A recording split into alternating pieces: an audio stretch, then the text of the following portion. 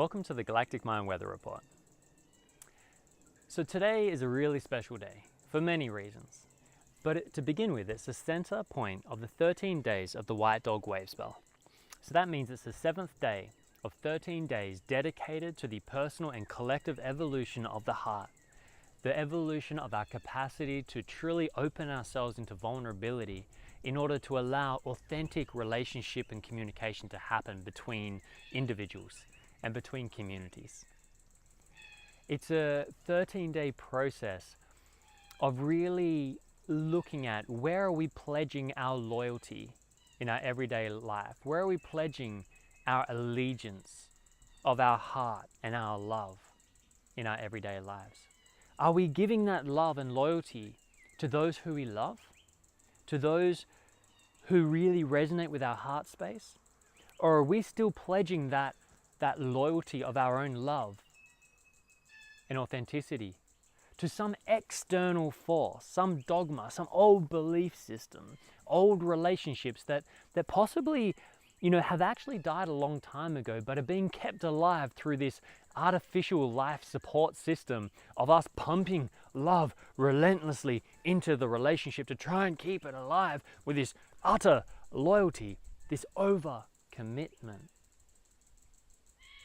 Or are we allowing death to happen, letting go and letting the old dissipate so that we can truly feed our heart and our love in loyalty to all that we resonate deeply with now? And so it's a really special day. Firstly, because it's the Galactic Mind signature of one of my dearest, closest brothers. A man who has been by my side for many years now as we have jumped off cliff after cliff, breaking all of these mind paradigms that have been keeping us trapped, daring to go where people have not gone before, daring to go against the norm. And he has been there by my side, supporting me in every step of the way, fearlessly questioning me every moment, whether I'm in alignment with my heart or whether I'm coming from fear.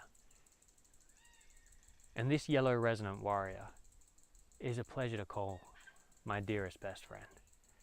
Jason, thank you for everything you have given me, for every step you have helped me take.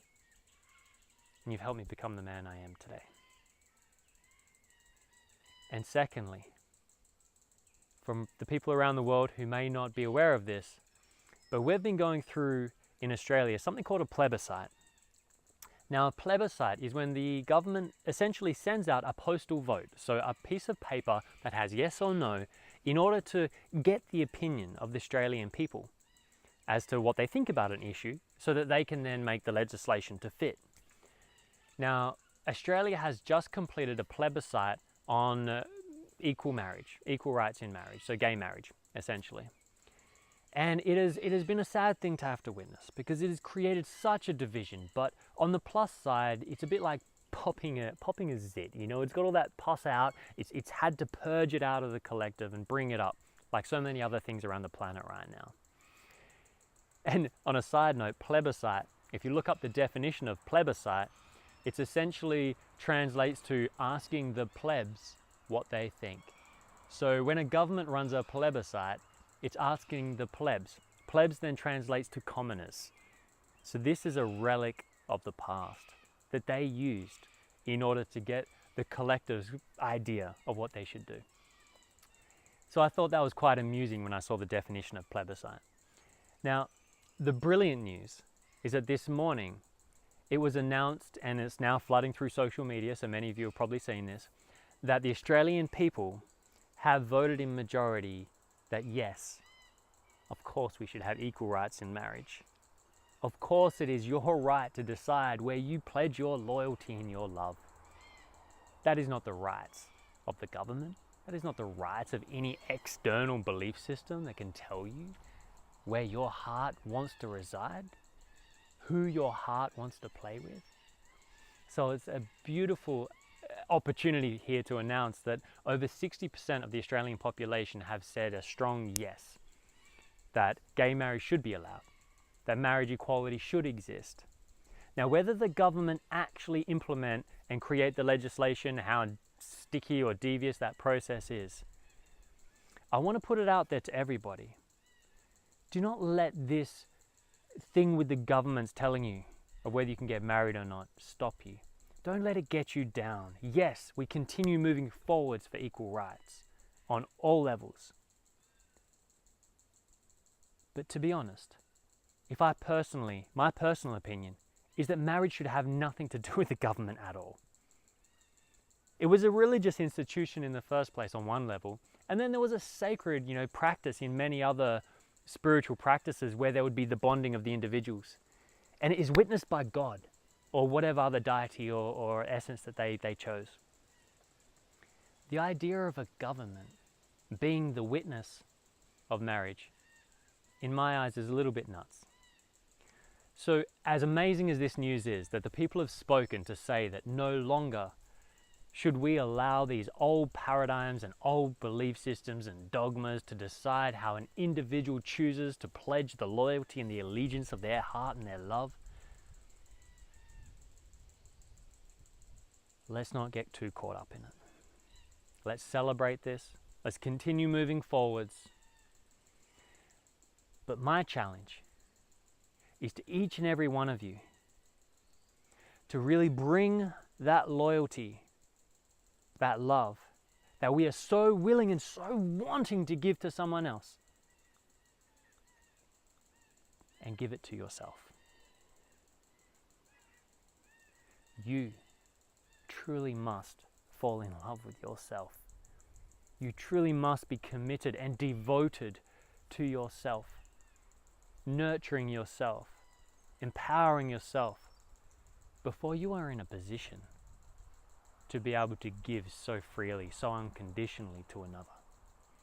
And when we have not yet found that sense of self-love, peace, and wholeness within ourselves, when that loyalty is not to ourselves first, before our children, ourselves first, before another, then when we give our love to another, we give it with expectation.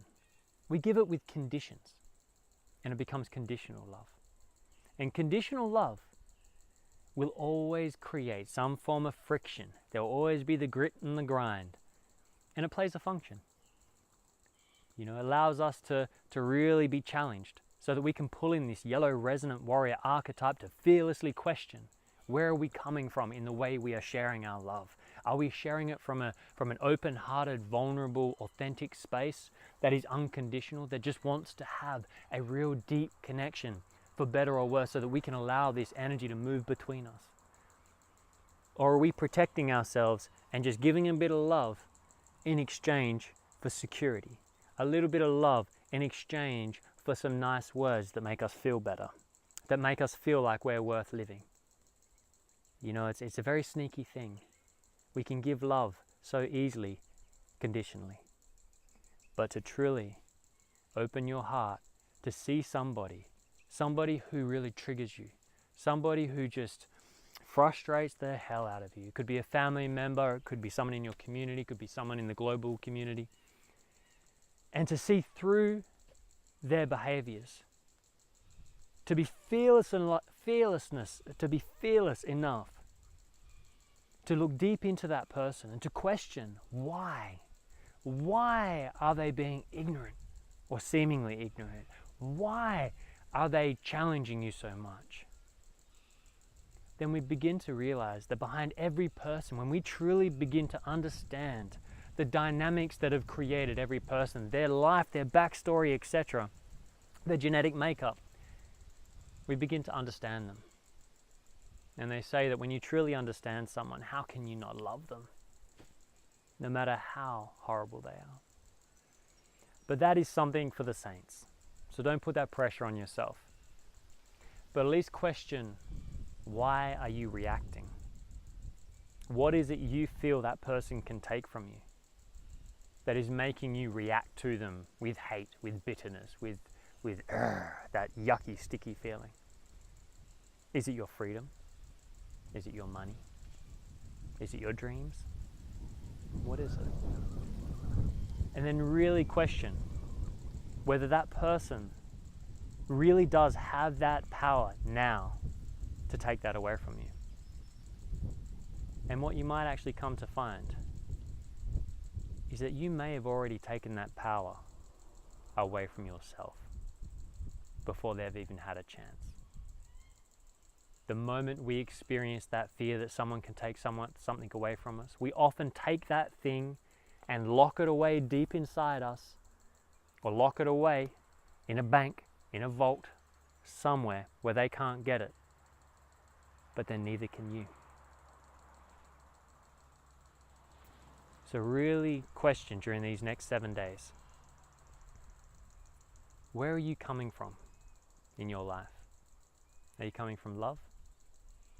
Or are you coming from fear? And with no judgment, it's very human. See if you can really allow yourself to fearlessly go there. And see if you can identify if you are in that place of fear, and that is where you are coming from in your reactions, in your relationships. If that is how you're sharing your love through the filter of fear, own it, acknowledge it, and then fearlessly begin to find the path back towards love.